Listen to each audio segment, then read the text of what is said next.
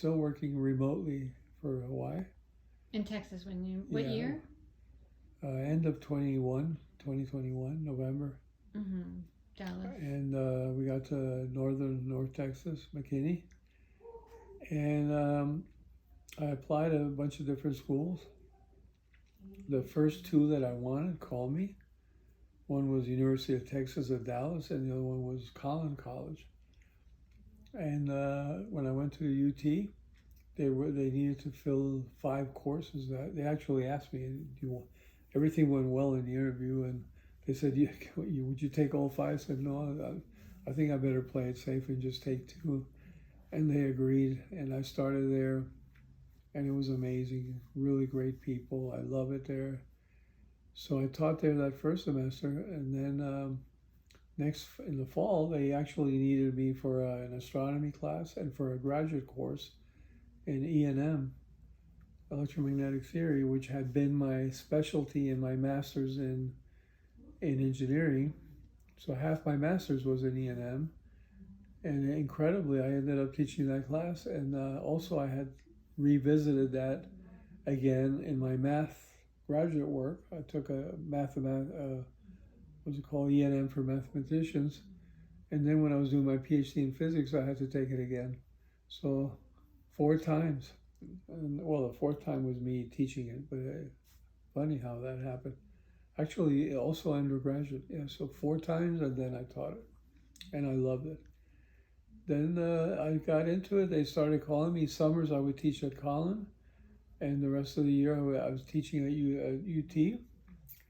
And then in the fall, they suggested I apply for the full-time position, which had opened up as an assistant professor, teaching, not research. And I applied, and they told me the competition was pretty hefty, but I got the position, and that's where I am right now. As far as academics are concerned, I'm enjoying it. It's all just physics now. What's like your teaching philosophy or style?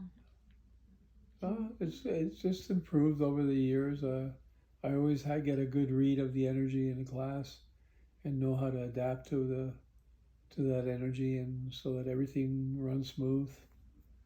I've become more extroverted, outspoken. I have a lot more stories. All my aviation stories become fun stories in my classes. What do students usually tell you they like about your classes? They just like them. They keep signing up for them. They keep asking me what else I'm going to teach. Sometimes I cover for someone in one class, and at the end of the class, they go, hey, what else do you teach? So somehow they know I'm reaching them in one way or another. So, you tell them stories about, they see your bio, it's online, so they know what you've done. So they're intrigued. And they know, just in the academic part, they're already intrigued. These are all really good students, interested in stuff. What were the military students that you taught? What was that demographic? It was varied. They were from all 50 states, hard workers. It was all Air Force and well, most of my students, branches, right? Yeah, most of my students were Air Force and Navy, because those are the more technical ones. But I did have a lot of Marines and Army also, so it was great. That's 27 years of, I consider it my service to them as a thanks for their service. And that connects to, remember, you wanting to be in the Navy. Yeah, I always wanted to either be in the Navy or the Air Force, so that was my way of getting that part out of my system. And I still teach remotely, so I still have contact with them. But it's 27, 28 years of that. Let's see, from 87 to actually 35 years of that. Because it's from 87 to 2024, that's 37 years minus a couple in Holland, so 35 years that I've been teaching the military. So I'm proud of that, very proud of that.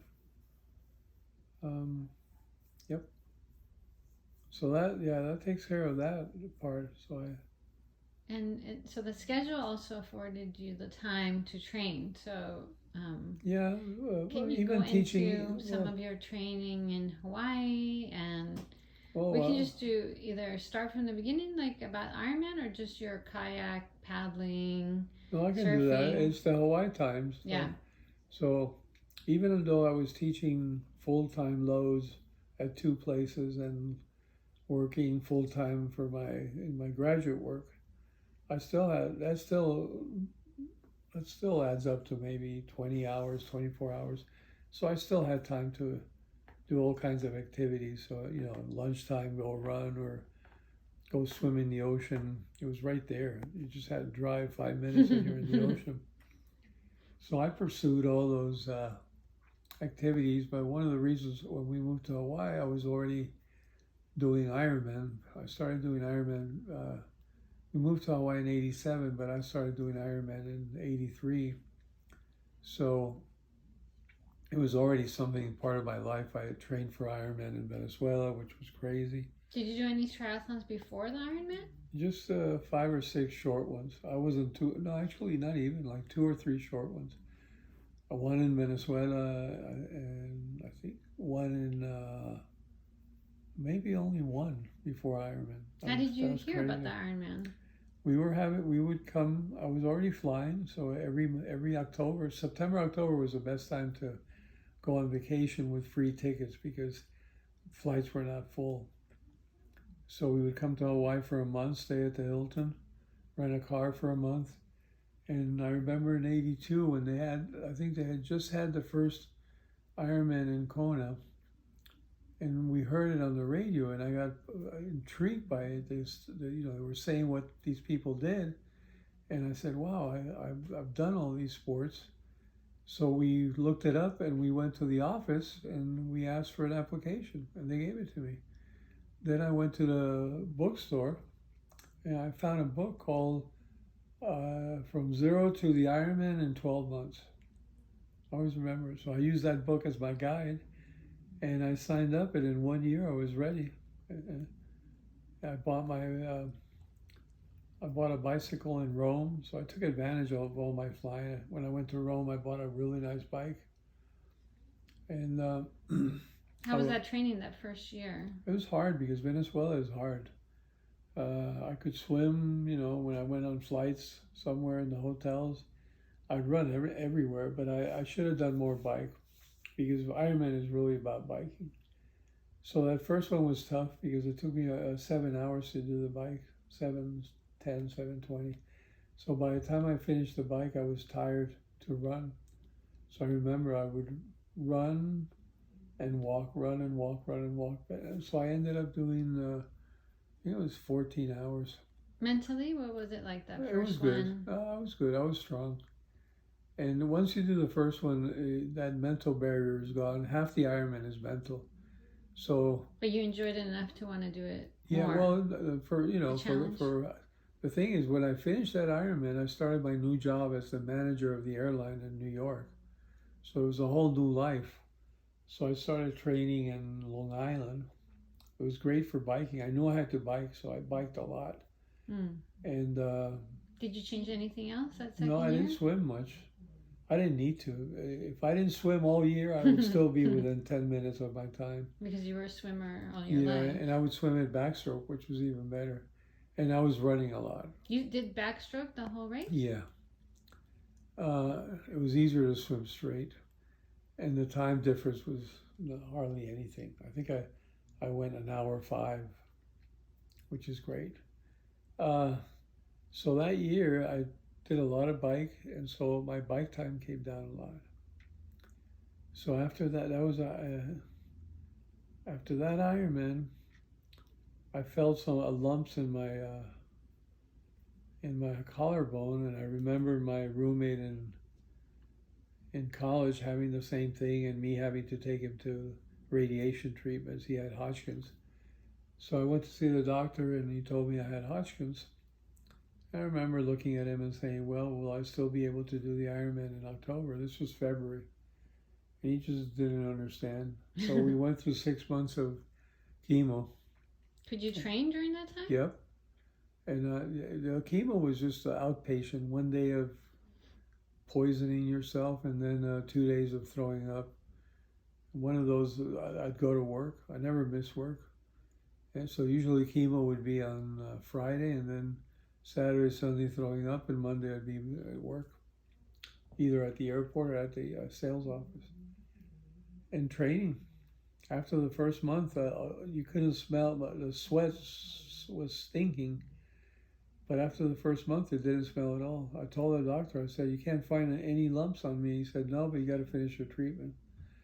And I remember I finished it exactly so that I would have 91 days to recover from the prednisone and all the stuff they were giving me.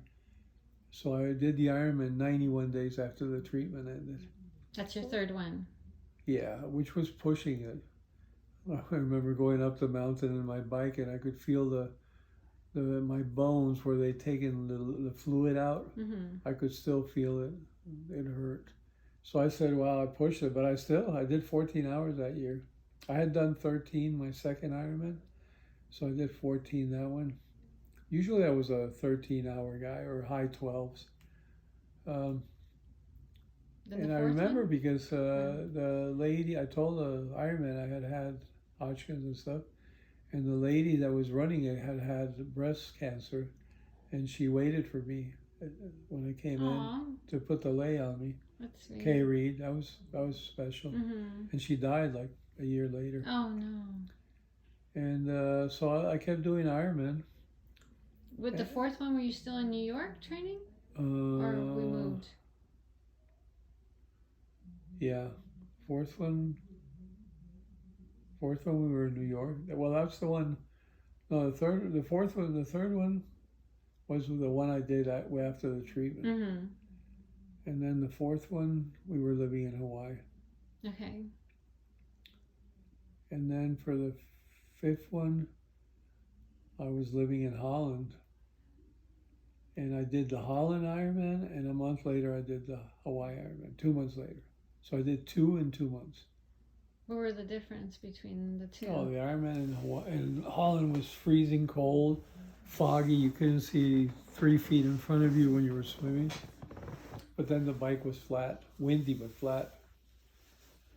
And then I had my best run, and that was when I ran with one of the pilots from Martinair, Rene de Boer. What was your time in the run? It was under 4 hours. Then I even made the news for the airline that I had been the first pilot to do the first Ironman in Holland. Then was it hard to do the Ironman in Hawaii right after doing that? No, I was in my best shape ever. I think I did like 12 hours something in both. Then let me see. Sixth one.